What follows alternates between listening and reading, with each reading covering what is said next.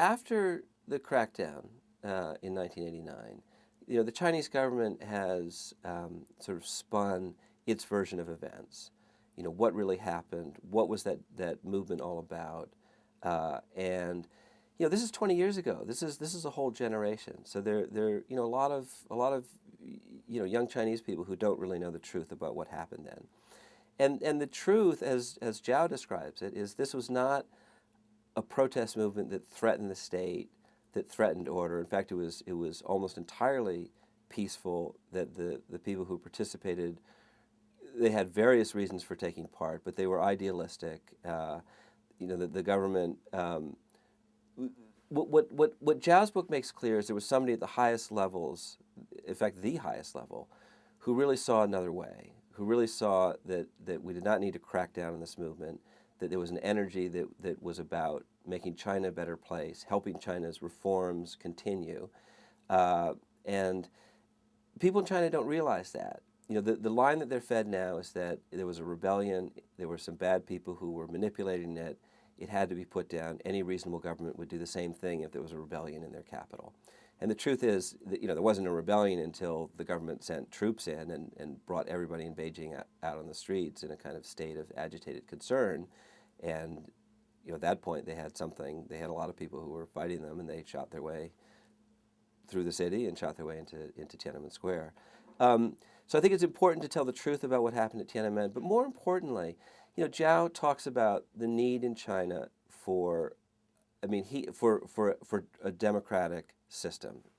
What he talks about is a kind of Western parliamentary system. This is then no longer about history. This then enters the dialogue that concerned Chinese people are having all the time about what is the future of China? What does China need to be? The deal that the government is offering them is we will let you get rich, but we will not give you any political freedom. And if you challenge the state, if you challenge the Communist Party, you may be arrested, you may be disappeared. So I think what this book is showing is that at this high level, there are people who are thinking about another way, and where political freedom can not only assist in economic development, but is valuable for society in its own right. And that through this book, this line of thinking from an interesting person forgotten until now is now entering the dialogue, and who knows how it will affect that dialogue. Zhao, one of the reasons that things got worse, I think, is when the student movement really broke out. Zhao was in North Korea. There was a long-standing state visit. He felt he couldn't cancel it, so he was kind of out of the decision-making at a very crucial point. And this movement would have, I think, died out pretty quickly. But when students first started to march, you remember they started to march after the death of Hu Yaobang, who had been party general secretary until being purged a couple years earlier. And Hu Yaobang wasn't the most charismatic figure in the world, but he was a relative liberal. He was sort of real. He had a heart that a lot of these Communist Party officials sort of don't show. And so when he died, the students used him as a symbol to kind of express their discontent with a lot of things, including a general level of political freedom.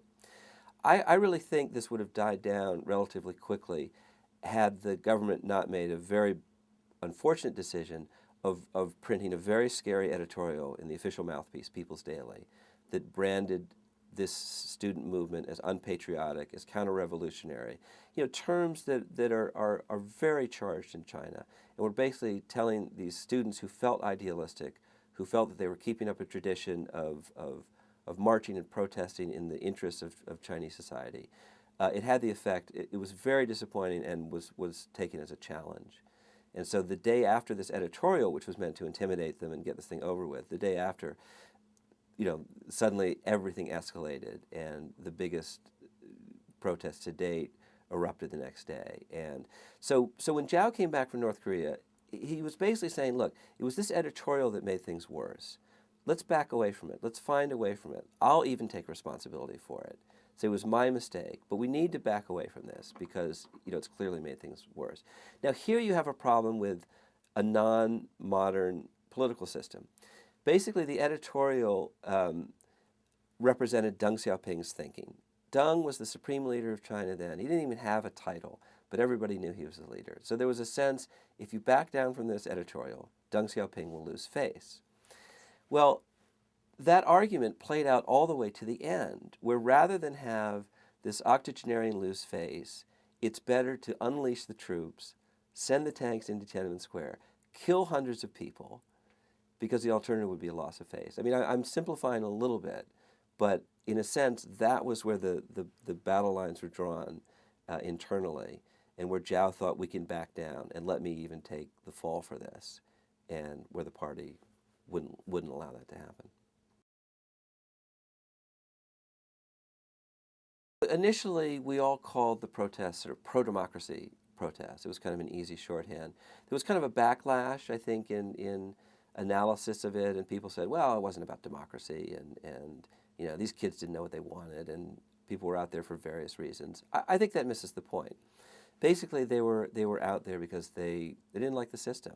I mean, it's not unlike the protests in Iran right now. You know, do people want to overthrow the state? Do they know what they want as an alternative? Not necessarily, but they know they're not happy with the way this election's gone, with the state of things. And to me, that's essentially a democracy movement, that people are saying, we want a better system, we want a better political system. So, um, so you know, it was a little bit chaotic. People were talking about democracy, they were talking about fighting corruption, they were talking about sort of smaller concerns that they had. But, you know, I think Zhao did understand the kind of mixed message. You know, he thought there was a way to take a softer line, to compromise, and to essentially harness this energy for the good of China, and not to view it as a threat to the state. You know, the turning point was